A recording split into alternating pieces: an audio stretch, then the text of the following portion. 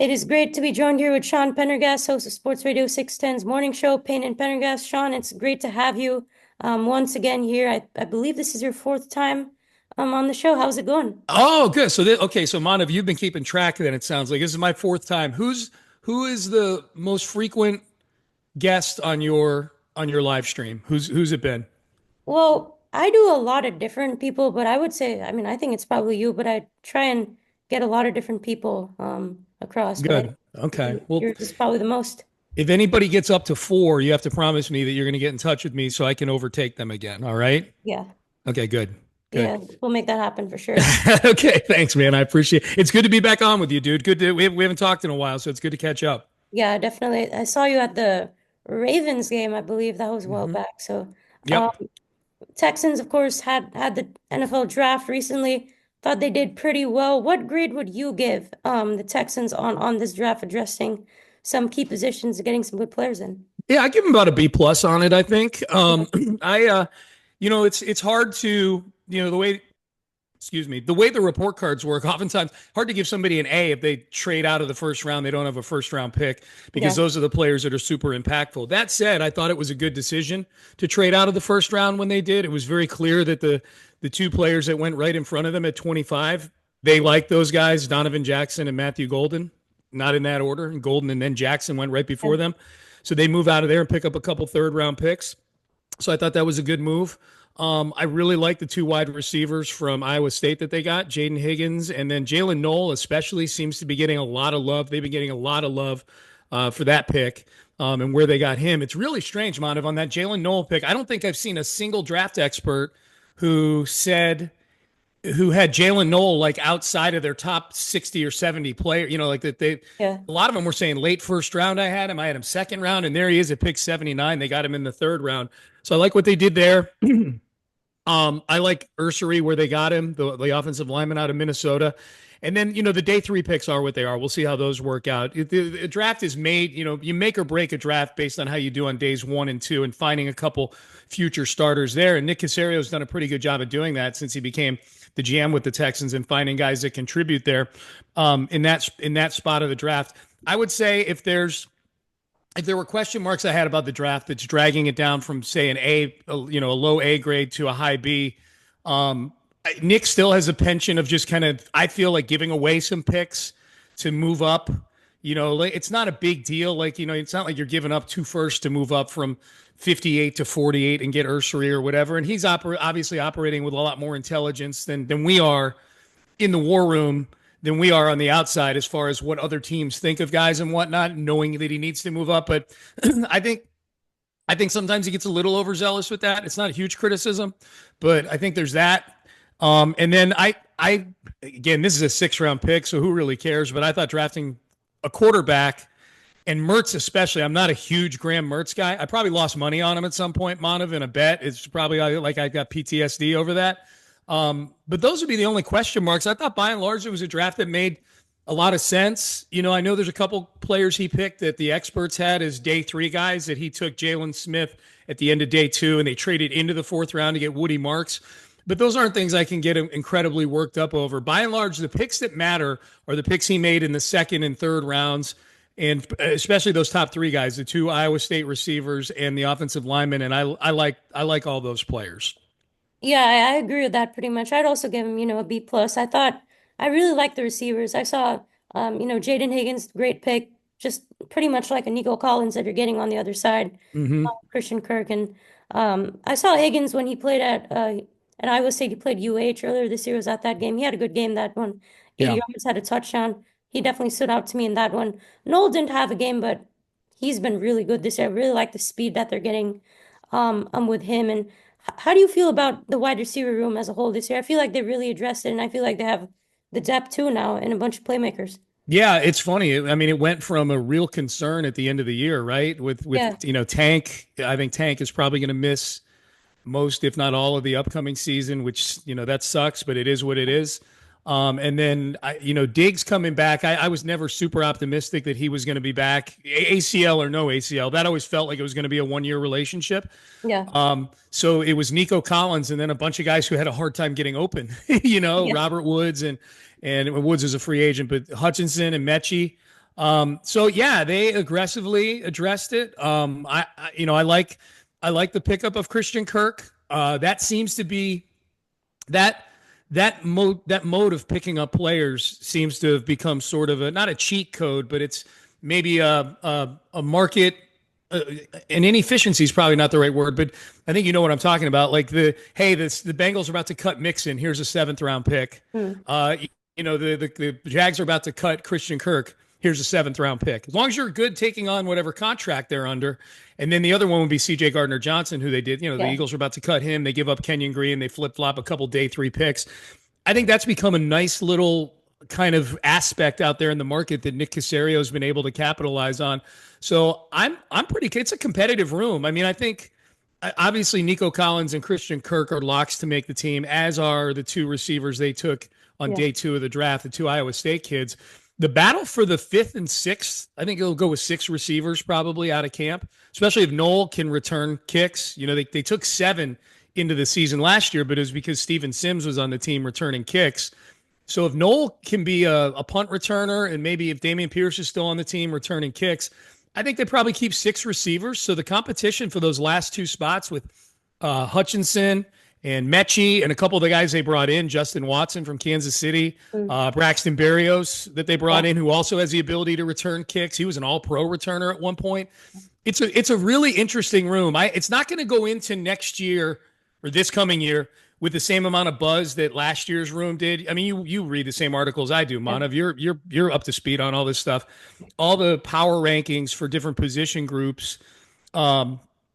Last year, the Texans, you couldn't find one that didn't have their receiver room in the top Yeah. 5. Yeah. And so I don't think it's going to be that high again. But I think it's a wide receiver room. If you have faith in the 2 rookies, that's a wide receiver room that I think hovers around the fringes of the top 10 probably. Yeah, I definitely think so. I think they obviously don't have the big names like Diggs and Tank, but I think this receiving room is just going to be almost as good. I think they definitely have the talent to make it work. And Yeah. I knew you mentioned Woody Marks. I was interested what you thought about him, and I know he was a great pass catcher out of Mm-hmm. USC, and they also have Dameon Pierce, and I think they still have Dario on the roster right now. So how do you Yeah. think that's going to play out? I think Woody Mark clearly they've got a role in mind for Woody Marks. They Yeah, traded a future third to move into the 4th round of this draft to get him. So they gave up something to get him.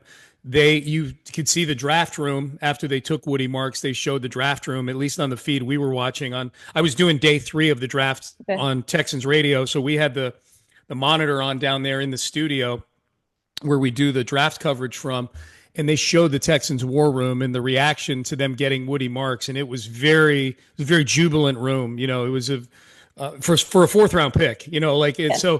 And I was doing the draft show with John Harris, who's the sideline reporter for the Texans and who is bar none the best draft guy that I know out there. Like there's nobody better on the NFL draft nationally, locally than John Harris. Footballtakeover.com. That's his website. He was ecstatic about the Woody Marks pick. I draw a lot of my emotion from how John feels about guys, and I've done 12 years worth of draft shows with him now, always day 3. So I'm always doing the back end of the draft Yeah. guys with him, and he's watched every single one of them play. I've been with him for every day 3 guy that the Texans have taken for the most part.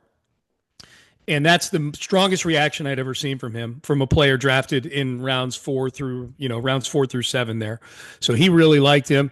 So I think he's got a role. He's going to have a role. I think what they gave up to get him, he's got to perform. He's got to do well in training camp, Yeah. but I have no reason to believe that he won't.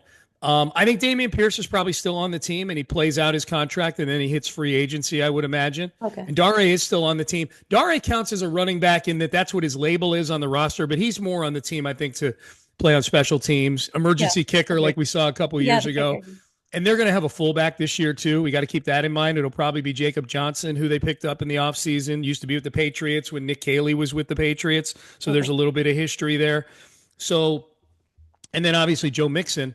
So I'm intrigued by that room. The biggest thing I'm intrigued by with that room isn't Mixon or Woody Marks. It is Dameon Pierce. And is Nick Caley. I don't know that Nick Caley is married to running a zone running scheme at all, or if he's willing to run more power. Damien's more of a power north-south guy. Yeah. Maybe they have packages of both. But that's the thing I'm most intrigued by, because Damian's career was going in a direction where you weren't even sure if he was going to be on the team going into Yeah. last year, but they just love him so much. So that's the guy that to me is the most intriguing one in that room. And is Damian Pierce, just based on the fact that we don't know what exactly a Nick Caley offense looks like. Yeah, definitely. I'm excited to see what he brings to this offense. And Yeah. offensive line was obviously my biggest concern. 52 sacks last year. That was second most in the NFL. And Ursary, I thought that was great. Big. I mean, he is 6'6", 330 pounds. That is a massive offensive lineman. I think he would be great. I'm wondering if he's going to be starting or not at left tackle. I know that they're moving Titus to guard or something like that, and Yeah. Scruggs also guard. So, what do you think's the plan with tackle? I know they're going with like Robinson or something like that right now. Yeah, if I had to guess, yeah. So right. Obviously, they got rid of Laramie Tunsil. We all know that. And then they moved on from Kenyon Green and Shaq Mason on the interior. So those Right. are guys that are gone. So they were operating, for a bit there before the draft and before they signed Cam Robinson. There was a lot of questions as to what they Yeah. were going to do at left Yeah. tackle. I think Cam Robinson will be their starting left tackle. He's here on a 1-year deal. Yeah. I think if I had to forecast, Manav, and this is just me, I have no intel on this or no Yeah. information on this, but this is just looking logically at all this. Cam Robinson is here on a 1-year deal, not being paid a ridiculous amount for a starter, but he's being paid starters money. I think it's 1 year. It can top out at 14 million, 15 million, something like that. So he's not being paid to be a swing tackle. So now I will preface all this by saying if any of these guys underperform in training camp, none of them are sacred cows. Laramie Tunsil could have underperformed in training camp the last 4 years, and he would still have been starting at left tackle. He was the highest paid guy in the league. So if I had to guess, in a perfect world at tackle, because I think Titus is going to play left guard. In a perfect world at tackle this year, it would be Cam Robinson at left tackle and the winner of a Blake Fisher, Ariante Ursary competition in training camp at right tackle. Okay.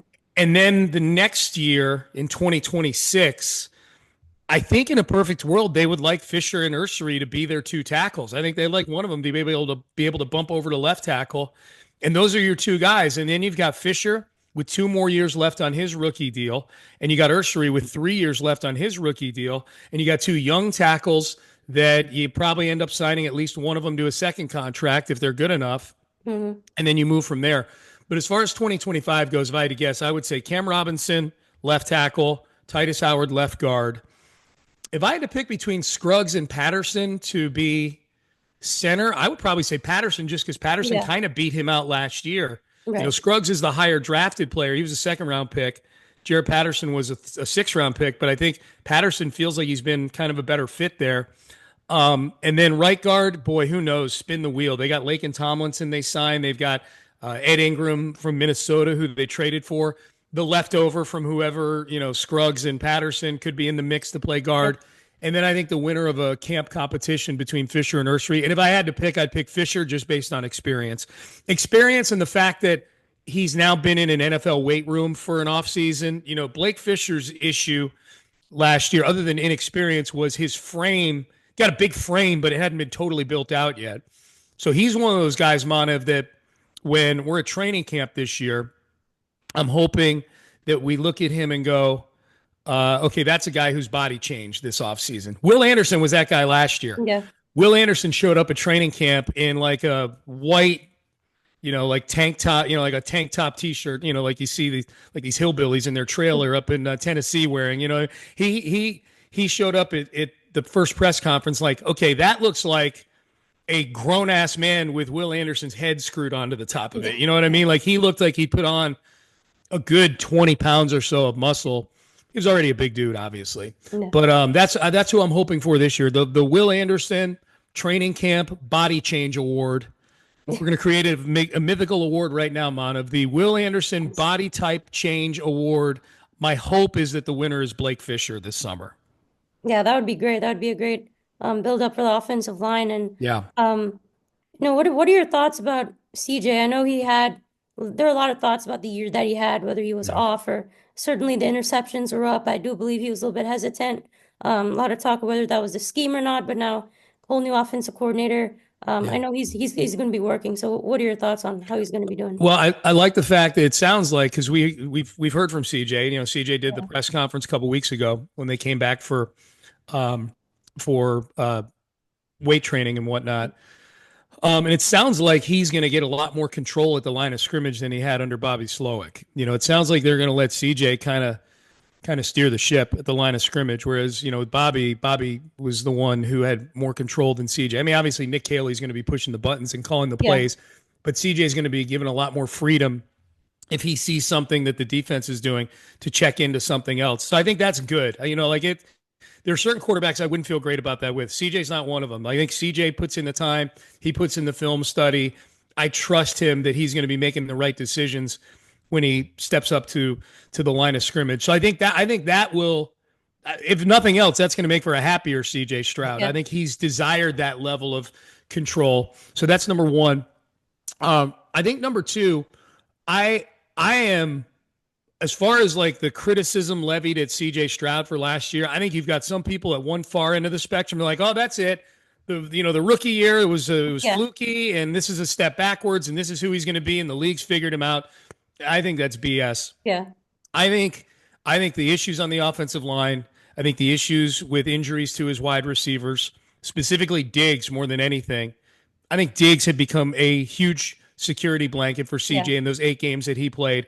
I think losing Diggs was big. But I think those 3 games in the middle of the season, week 7, 8, and 9, Green Bay, home game for the Colts, and then that Thursday night Halloween game against the Jets, where he was just pressured 50 to 60% of the times he dropped back. I think that it didn't ruin him, obviously, irreparably, but I think it ruined him for a good long time after just those 3 games. CJ was making decisions and throws that you just didn't see him make last year in a bad way, that you didn't see him make last year. So I think he's going to be fine. I will still roll with CJ Stroud, both like in terms of the guy he is on the field as well as the guy he is off the field.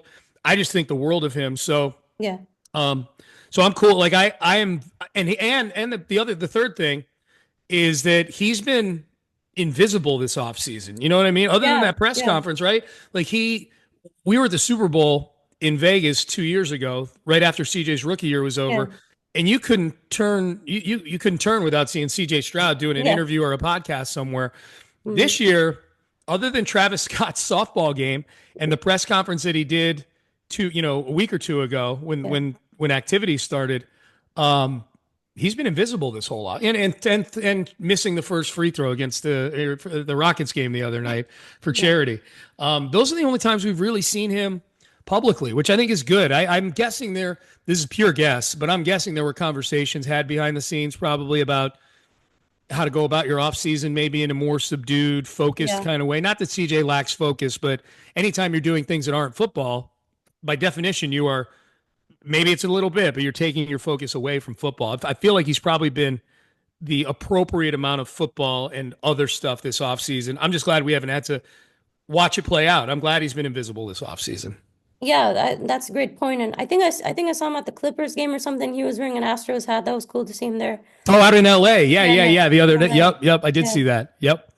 Yeah, but I'm excited to see what he does this year. Hopefully, fresh start for him. Hopefully, starts anew this year and he'll look good. And as for the defense, I was pretty impressed with, secondary wise, Gardner Johnson and, Jimmy Ward is still here and Petrie. And then you had Jalen Reed, Jalen Smith, and Kalen Bulk. I really like that group that they have there along with, Stingley and Laster. I think that's a really good secondary. Could this be a team that you think I think they could be a top 10 defense. Could this be also a top 10 offense kind of team? Do you think that could be possible at all? I think top 10, I think they'll not easily, nothing's easy, but I think the top 10 defense, I feel like that's conservative. I think this could be a top 5 defense top 5, for sure. Yeah. I think I don't know where the really, I don't know where the kill shot is on this defense for other offenses. They're not great on the interior of the defensive line, but they're not bad either. You're not going to have all pros everywhere on a defense. Right. So I think, the interior of the defensive line is probably has the least name recognition of the position groups. You're not going to find a better set of defensive ends than Will Anderson and Daniil Hunter, period. I'll put them up against anybody. And I think even the backups they have are like Derek Barnett and guys that they rotate in there, Dylan Horton, good players. The linebacking crew, I think, is very solid. I think the pickup of VJ Speed is a good one. They've got 4 guys that are capable of starting at linebacker. They only really ever play 2. If Christian Harris ever reverts back to the form he was in at the end of his second year in 2023. Look out. And you just rattled off the secondary there. We don't need to rehash that. That's the most talented secondary in all of football. So, the one area like interior defensive line, okay, like as long as Mario Edwards Jr. and Tim Settle and Sheldon Rankins is back now, as long as they're not giving up as long as they're giving you a little bit of pressure up the middle and they're being stout in the run game, I have a hard time looking and seeing how offenses are going to consistently move the football against this defense. So I think top 10 defense, I think that is, I'd be shocked, depending on whatever measurement it is. If it's DVOA, if it's yardage, if it's points, just you tell me the measurement, and I will blindly say, or don't tell me. I'll just blindly say, put them all in one of those ping pong ball things. They're going to be top 10. Just pull out a stat, and I'll say, yep, they'll be top 10 for that. Yeah. I think they're going to be top 10 in everything. The offense is an interesting one, right? Yeah. Like the offense, even in CJ's rookie year, when they were better than they were last year, they weren't a top 10 offense. They did some good things, and CJ was, did things that we hadn't seen rookies do ever. Right. The big key will be is this mode that they've gone about with the offensive line, where they seemingly have gotten a little less talented, but probably a little more attentive to detail and probably better coached than they were last year.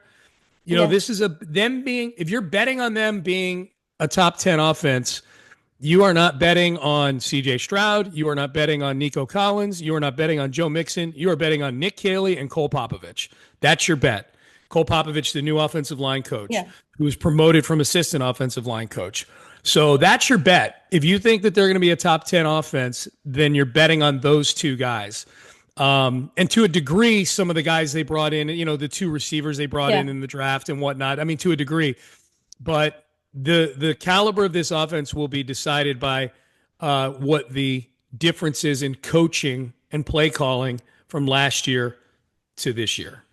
Definitely. I think that's a huge part of it. And I think if they can get a true wide receiver number 3, if that's Noel, if that's Higgins, if one of them really steps up, then you have a third receiver to go to. I think that's really important as well. Yeah, if that's a great point. If wide receiver 3 is on this roster, viable wide, because you're right, Kirk will be. We know what Kirk is. Yeah. We know what Nico is. Right. Obviously, health factors in with both those guys because they've both had injury issues the last couple of years. But let's assume health for now. If your wide receiver 3 is on your roster right now, viable one, then look out. Because it's either going to be Jaden Higgins, who's another Nico, or it's going to be Jalen Noel, who is, either another Kirk, or I think he's got some tank elements to him to his game as well. How twitchy he is, right? Yeah. So it's a good point. It's a really good point. Yeah, definitely really excited about the Texans here. Just last question here. Wanted to hit on the Rockets really quick. I know. Yeah. Been seeing your tweets about them, and Jalen Green obviously really disappointed me as well. Only one 38-point game. The rest it was 7, 9, 8, 11, 12, 8 in the rest of the 6 games. I think even if 22 years old, first playoff series, you can't do that. I think he needed another 25-point game, at least another 20 in there for me to have belief. He didn't even get 10 shots off half the time. Yeah. I think they should package him in a trade personally if they're trying to get like a Kevin Durant or something. That's what I think. Yeah, I think he's not untouchable. Let's just put it that way. I'm always hesitant just to say you should get rid of this guy, or I always need to see what the deal looks like before I know you know that. But I'm not opposed to putting Jalen Green into a deal, which I think is the sentiment that you're sharing there. I'm not opposed to doing it at all. I just think I'm willing to write stuff off as age. Alperen Şengün had statistically a pretty decent series, but the fact of the matter with Şengün, I've been more critical of Şengün than most of the internet has been of Alperen Şengün. Yeah, I did. Yeah, I think he missed a lot of easy shots. I know he had Draymond on him, and I know that, and I know he's young also. But boy, like Draymond or no, once you work your way to where you're 5 feet from the hoop and it's an easy shot. He missed a lot of easy shots. But Şengün's performance was up to a high enough standard in that series to where I go, well, I'll write that off to youth. He'll be better, especially because he is very self-aware, as is Jalen, I think. I think all these guys, I think there are common traits to these young guys they've brought in, similar to the Texans, I think, from that standpoint, is I think love of basketball, self-awareness, I think are huge check marks when these two teams are looking at bringing young guys in. Şengün's performance was good enough to where I'll be like, well, he'll be better next year. Amen Thompson's performance was good enough by game 5 to where we were saying that. But like Yeah. all the process that you see these other guys have to go through a postseason or two to achieve self-actualization. Amen Thompson looked like he hit the hyperdrive button, and he was already he looked horrible in games 1 and 2. It was getting better. And then by games 5, 6, and 7 in particular, Yeah. he's the Rockets' best player on the floor. So I'm cool with Amen. Jabari and Tari are role players right now, but I thought they did some good things. They Yeah. did some silly things. Jalen is the one. Jalen's performance was so far below the line of where you write it off as youth that's concerning to me.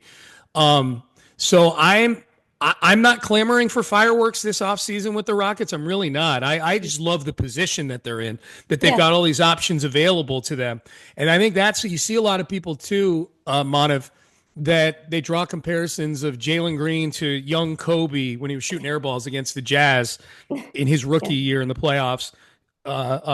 Devin Booker in Phoenix, who didn't play in a playoff game until his 6th year. Yeah. But he was already a max guy by then because he was just a leading scorer on a bad team. But look, he had to grow into it. And look, he was good in the playoffs. Blah blah blah. Yeah. Jalen doesn't play for a team that has to be married to guys they draft. All those other teams drafted those guys with high picks, but that they were the guy. Like Jalen is on a team that has a bunch of solutions on the roster, has a bunch of solutions to go get more talent onto the roster. Those teams didn't have that. Those teams were almost forced to just ride or die with those guys. The Rockets don't have to ride or die with Jalen Green. Now, I think they want to. I think I know the Rockets really, really like Jalen Green. He was the first high pick of this new era of Rocket basketball. And I think deep down in the hearts of the Fertittas and Rafael Stone and people in that building, they really, really do not want to have to trade Jalen Green to make a big move. They would like him to eventually become the face or one of the faces of this franchise. But that playoff performance for me put him so far out of that circle right now that you've got to be, and you've got to be making those phone calls or accepting those phone calls if you're getting them. And whether it's Kevin Durant or Giannis or whoever, I need to see what the deal looks like before I get emotional one way or the other about it. But man, this is why you make all the moves you make. This is why you draft all these young guys, hit on all these picks, get all these other first-round picks that you've got, is to give yourself the opportunity and allow yourself to be the one that makes the decision. The Rockets can go get anybody they want to if a team is willing to trade that player. They've got enough to make it happen over anybody else. But, the question will be, what's their belief level in this young core becoming, what Golden State's young core became 10 years ago, right? Yeah, definitely. I think with Şengün, I thought he did pretty good in a few games. Obviously, he missed a lot of shots at the rim. Definitely agree with that. Yeah. But he definitely showed me enough to believe in him. And Amen Thompson, I think he's probably one of the faces of the Rockets' future for sure. He's their best player. I said this during the season. I know Şengün made the All-Star team. I know Jalen Green's their leading scorer. Once he got put in the starting lineup, and even before then, you could see, like when Jabari went down with that broken hand and Amen Thompson went in the starting lineup, it's like, all right, well, this ain't changing. You're playing him 40 minutes a night. What are you going to do? Put him on the bench to bring him in and play him 40 minutes a night? So that I've thought all season long that Amen Thompson, this version of Amen Thompson, forget about the version he can be next year and the year after that. This version, even with an offensive game that's probably in total a C+ or a B-, his defensive game is A++++. He's one of the 5 best defenders in the league. He's their best player, in my opinion, right now. Yeah.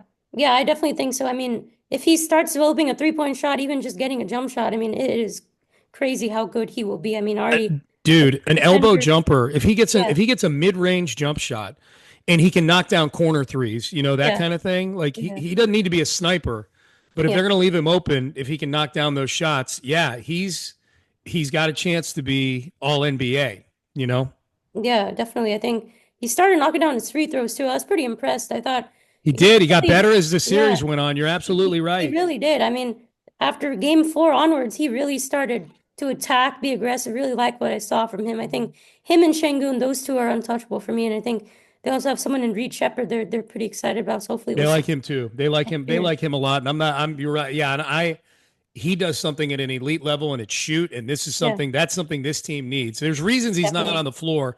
I think most of them have to do with the fact that Ime just has a tough time trusting rookies. Yeah. But he's this, yeah, this team shouldn't just be willy nilly dropping a shooter like him into a trade. Yeah, Like, okay, definitely. all right, well, yeah, we need to throw in a fifth young guy in there. Okay, here's Reach Up. No, no, no, no, no, Yeah. no. Yeah. I mean, he's the third overall pick in the draft, like Yeah. it's so. Yeah. I thought great season by the Rockets. I'm sure they'll be back next year. Oh, yeah. Yeah. So really appreciate your time, Sean. Thank you so much. Had a great time talking with you and really appreciate all your help as always. Always, Manav. Happy graduation early, Thank you. right? Yeah. Early. I don't know whenever this is dropping. I don't know if it's dropping before or after you graduate, but either way, happy graduation, and I am very proud of all your success, man. You've done a great job graduating in 3 years and getting a Yeah. nice buzz that you've gotten going throughout your years of doing this thing. That's it's not easy to do, man. So best of luck on the next chapter, and I will take you at your word that when somebody ties me with four Yeah. appearances on your YouTube channel, that you're going to allow me to retake the lead. Definitely. Definitely. I think, All yeah, right, good. yeah, you'll get that lead.